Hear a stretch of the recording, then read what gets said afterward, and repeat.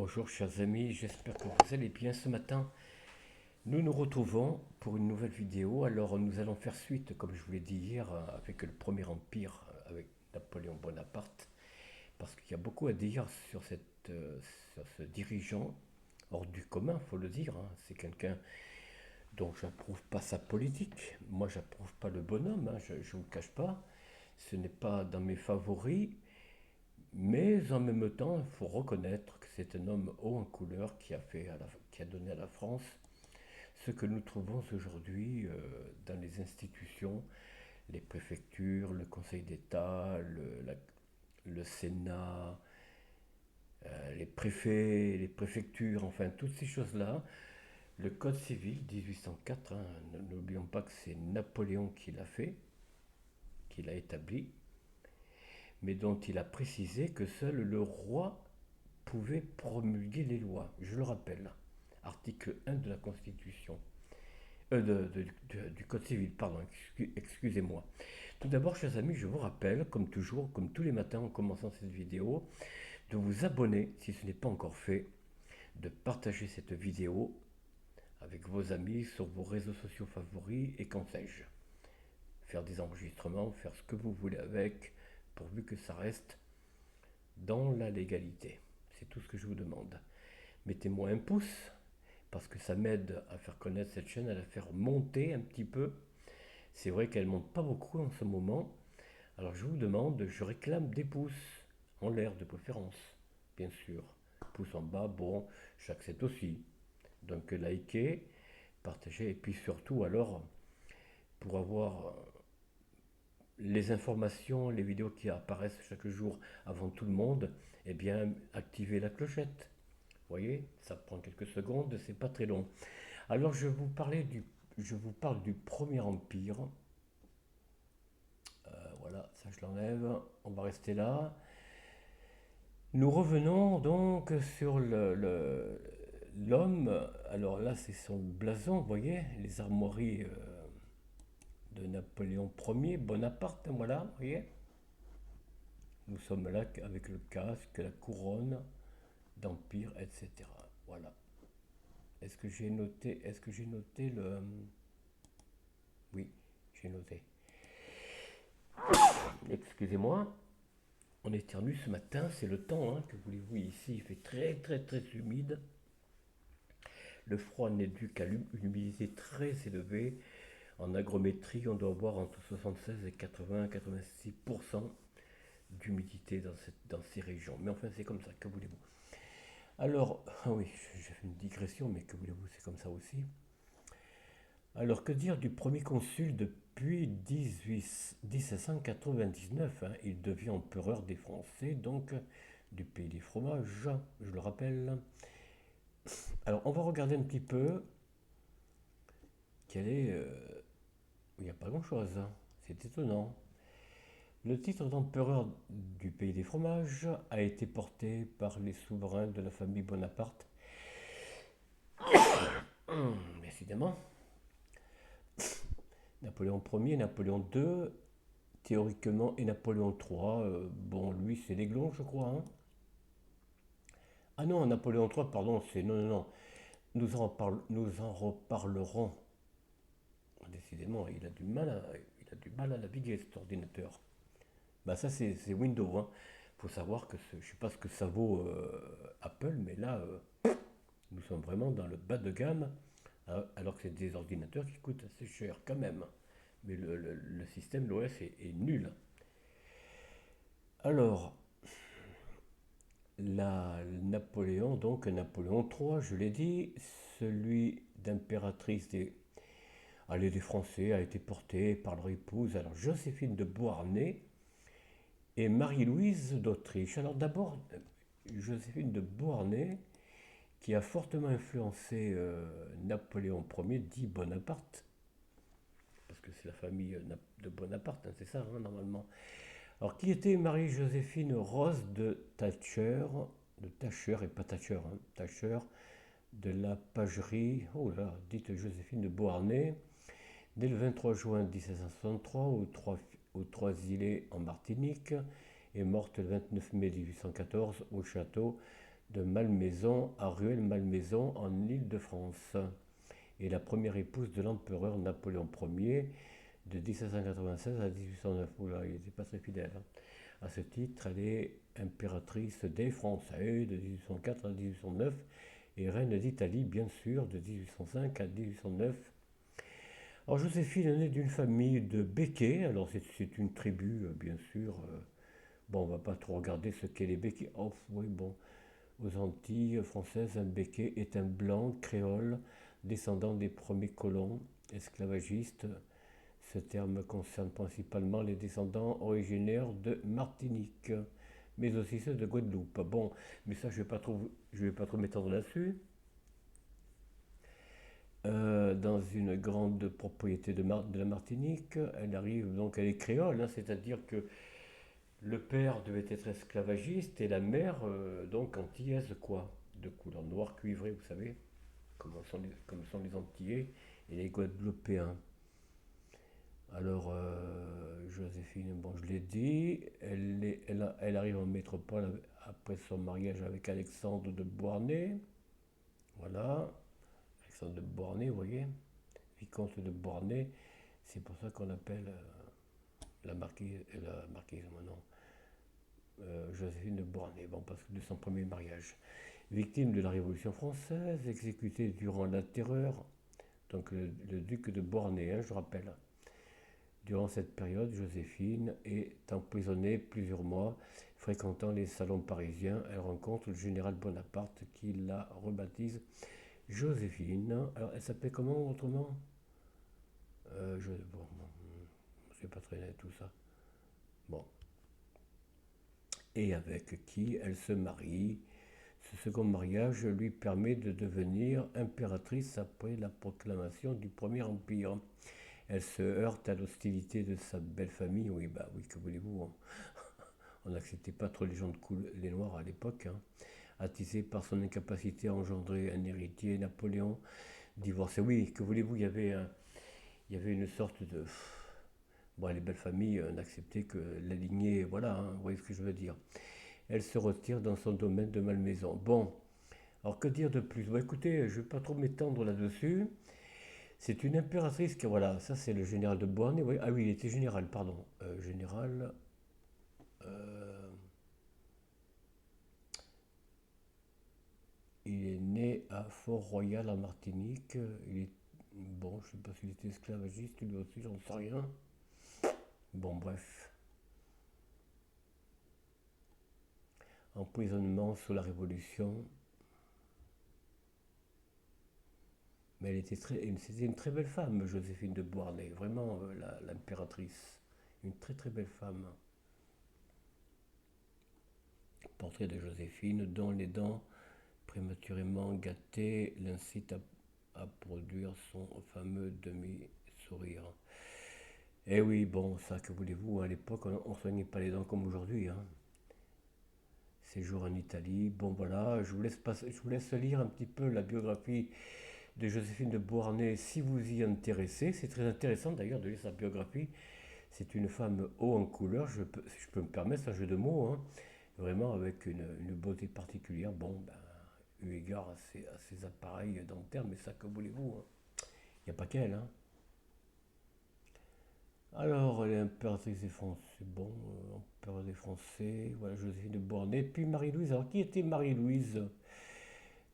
Qui était Marie? Alors, Marie-Louise, Léopoldine, Françoise, Thérèse, Joséphine, oula, c'est tout, Lucie de Habsbourg, Lorraine, Maria Ludovica, Leopoldina, Francesca, Teresa, Josefa, Lucia de Habsbourg, en Lorraine, donc, hein, voilà. Voilà son blason, peut-être.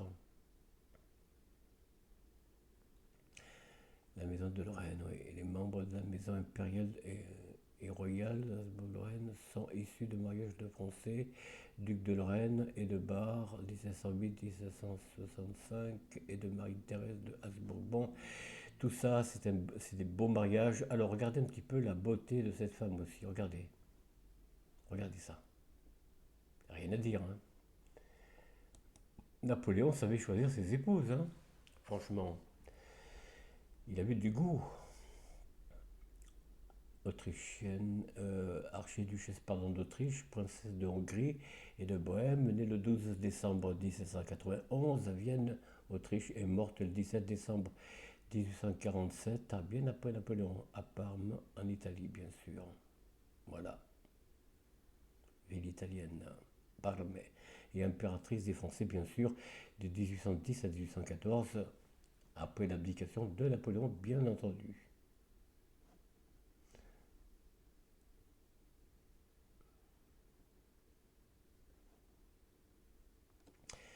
Alors, Plaisance, c'est quoi Plaisance, c'est où ça? Ah ben c'est en Italie, bien sûr, évidemment. Jusqu'en 1847, fille aînée de l'empereur François Ier d'Autriche, elle est donnée en mariage en 1810 à l'empereur des Français et roi d'Italie Napoléon Ier pour sceller le traité de Schönborn, signé au palais de Schönborn entre l'Empire français et l'Empire d'Autriche. Entre la France et l'Autriche, après la défaite de celle-ci de l'Autriche, donc lors de la bataille de Wagram, pardon. Wagram ou Wagram est une bataille de la guerre de 5e coalition qui fut décisive pour son issue. Elle est. Bon, c'est près du Danube en Allemagne, donc, hein, apparemment. Alors, rejoignant à contre-cœur la cour impériale des Tuileries, Marie-Louise commence rapidement à apprécier. Regardez les Tuileries avant sa démolition. C'était beau, hein. Enfin bon.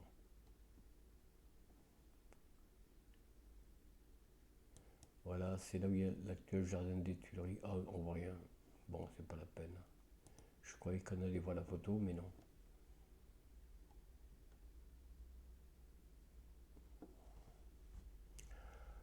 Ah là là.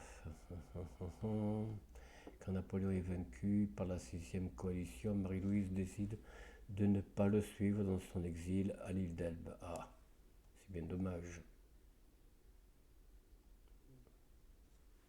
Il a pu grandir de l'archipel toscan avec 224 km² de superficie et la troisième de l'Italie. Elle est située entre la Corse, distante de 50 km, et la Toscane en mer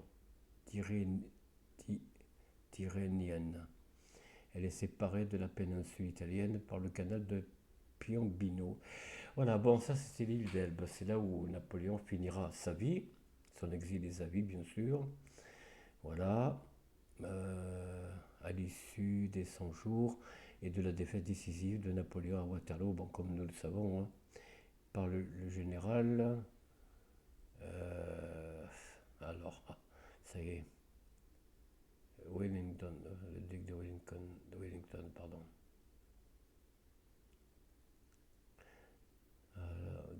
15 en Belgique. Ah, c'est en Belgique, Waterloo, à 25 km du sud de Bruxelles. Brabant wallon, cette bataille a opposé l'armée française, dite armée du Nord, dirigée par l'empereur Napoléon Ier, à l'armée des Alliés, dirigée par le duc de Wellington. Voilà, bon, enfin, vous lirez tout ça si vous voulez, on va pas trop s'étendre là-dessus.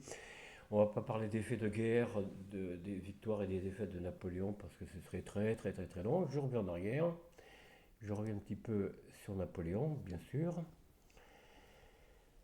Alors, de Beauharnais, d'Autriche pour Napoléon Ier et d'Eugène. Alors, Eugénie de Montijo pour Napoléon III, mais ça c'est une autre, on y reviendra. Maria Eugenia Ignacia Augustina de Palafox I. Kirkpatrick, 19e comtesse de Théba, dite Eugénie de Montijo, ou Montijo en Espagne, bien sûr, le 5 mai 1826 à Grenade, Espagne, est morte le 11 juillet 1920 à Madrid. Bon, ça c'est pour Napoléon III. Nous y reviendrons éventuellement dans d'autres débats.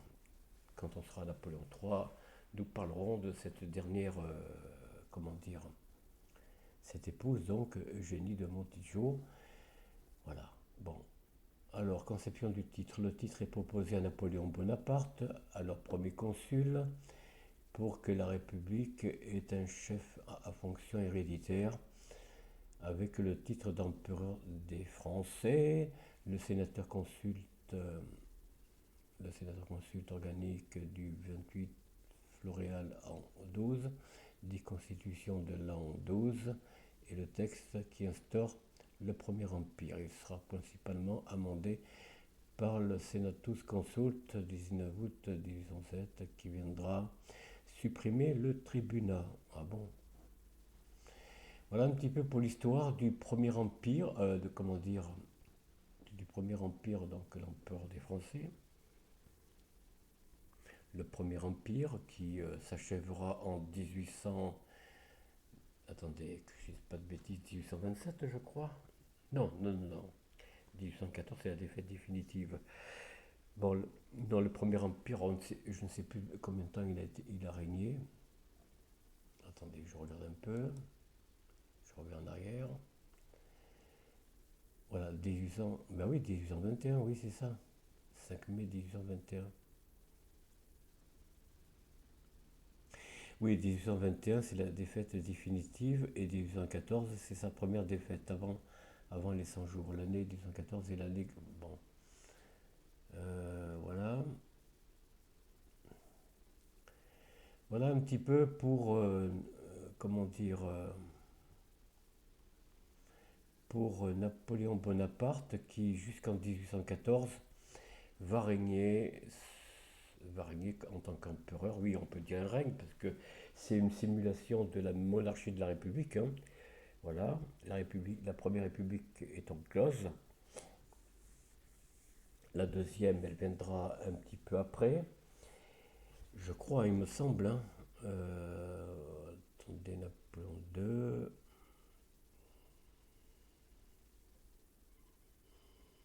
La monarchie de Juillet, oui. La République française, la deuxième. Bon, ça, nous y reviendrons un peu plus tard. Bon, tout ça. Bon, entre-temps, il y aura des règnes. Il y aura Premier Empire, Louis XVIII, Première Restauration. Voilà, vous le voyez là. Nous en parlerons demain. Premier Empire, les 100 jours. Bon, c'est toujours le Premier Empire, hein, c'est étonnant quand même. Oui, enfin, c'est la redite de Napoléon Bonaparte. Hein. Voilà. Donc, du 15 août. Bon, on y reviendra. Ne brûlons pas les étapes. Regardons la première partie du. Ah, c'était le consulat, non? Non, non, le consulat, on l'a vu hier. C'est donc le Premier Empire, première partie. Donc 1769, pardon. Bon, décidément, j'arrive. Non, c'est 1804-1814. 10 ans. 10 ans de bataille acharnée, 3 millions de morts dans les troupes de l'armée française, c'est quand même beaucoup, beaucoup, beaucoup, ou 1 million, je sais plus. Encore que Napoléon avait dit, je ne sais plus dans quelles circonstances, je suis prêt à faire tuer 1 million d'hommes supplémentaires. Bon, vous voyez comme quoi que Napoléon n'avait pas l'économie des hommes, c'est le moins qu'on puisse dire. D'ailleurs, la conscription, c'est de là qu'elle est née aussi, sous Napoléon Ier Bonaparte, hein, je le rappelle, alors qu'avant, c'était une armée de volontaires, semble-t-il, sur la monarchie, puis voilà quoi. C'est peut-être sous la Révolution qu'a eu lieu la conscription, il me semble, bien un peu avant Napoléon, mais enfin Bonaparte était déjà dans les coulisses, hein. Il était déjà là dès 1789 comme général. Voilà, chers amis, qu'est-ce que j'avais à vous dire pour aujourd'hui dans cette première partie du Premier Empire. Hein, c'est la première partie, nous y reviendrons un peu plus tard, après la Restauration, qui se passe en trois étapes ou quatre, je ne sais plus. Attendez, je vais vous le dire, hein, carrément. Hein. Oui, il y aura Napoléon III entre-temps. Lui, il va pas régner longtemps, lui. Donc 2, 3,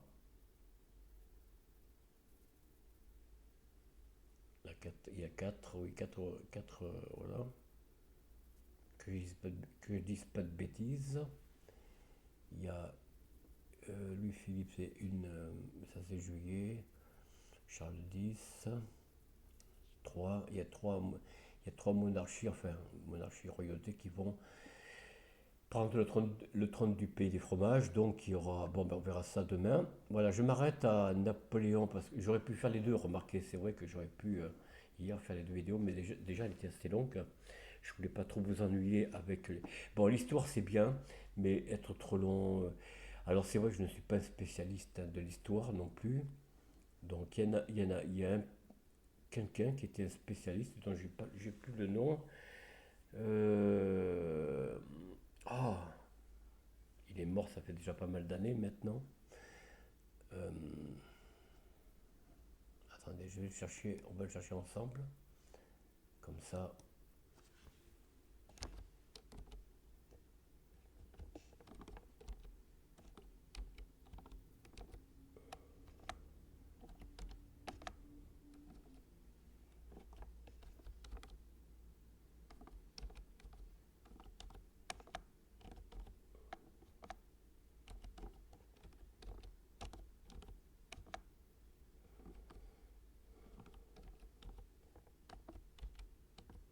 Mais non, je sais plus son nom. Ça va me revenir. Euh, Ça va me revenir parce que bon, il y en a plusieurs. Il y a cet homme-là, Franck Ferrand. Bon, il semble pas mal. Mais il y en a un particulièrement que j'apprécie. Je sais plus son nom. Il faudrait que je le retrouve. Chers amis, et pardonnez-moi de, c'est pas que je divulgue, hein, mais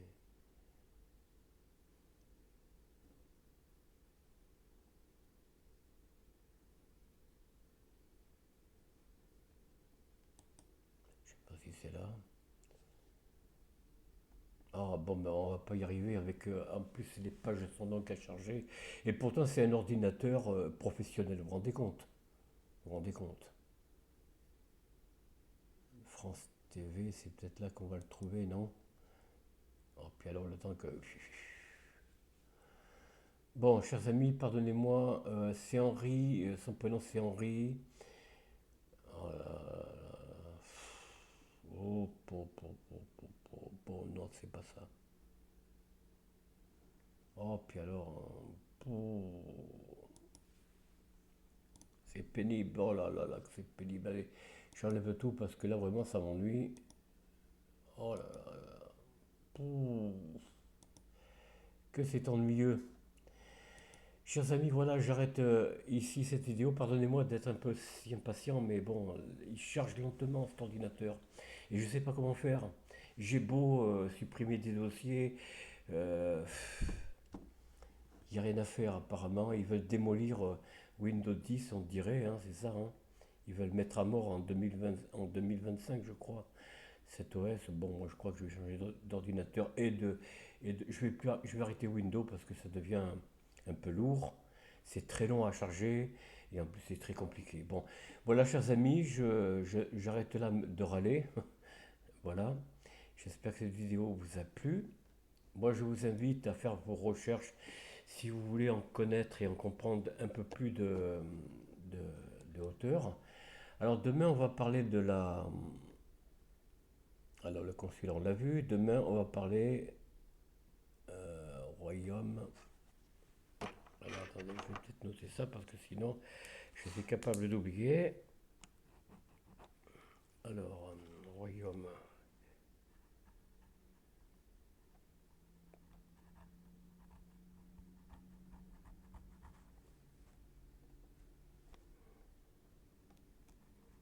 Je vais noter ça, chers amis, quelques secondes.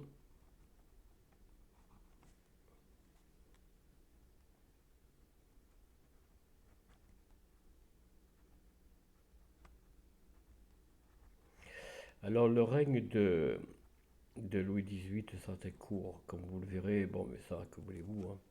Napoléon lui a fait peur, alors qu'il lui avait remis les pleins pouvoirs. Bon, c'est comme ça, c'est Napoléon. Alors, chers amis, voilà, ben, écoutez, je vous souhaite d'être heureux comme d'habitude, comme je le dis si souvent, en famille, entre amis, sur votre lieu de travail. Essayez de vivre dans la bonne concorde. Alors demain, bon pour vous, c'est une vidéo qui apparaîtra le 1er novembre. Donc par avance, je vous souhaite une bonne fête. Une bonne fête, hein. Ah, justement, c'est le moment d'aller visiter ces cimetières, d'aller voir vos proches défunts, avoir une pensée pour eux, ne jamais oublier vos ancêtres, c'est très important. Bien sûr, si c'est des enfants, bah, que voulez-vous, ayez une pensée pour eux s'ils sont partis très jeunes, très tôt. Si c'est vos parents, grands-parents, arrière-grands-parents, déjà allez les voir, allez voir leur tombe, allez vous recueillir, ayez une pensée parce que vous portez leur sang, leurs cellules, leurs gènes, ne l'oubliez pas. Il y a toujours une pensée pour vos aînés, hein, c'est ce que je dis souvent. C'est pour ça que je dis toujours en finissant, soyez bienveillants envers les membres de votre famille, surtout vos parents et grands-parents si vous les avez chez vous. Alors là, c'est un honneur que que vous faites à vous-même et à eux, à vos grands-parents. Et puis soyez heureux entre amis, bien sûr, hein. L'amitié, c'est la seconde famille, un petit peu. Et je vous souhaite beaucoup de bonheur à tous et à toutes. Et je vous dis à très bientôt. Au revoir.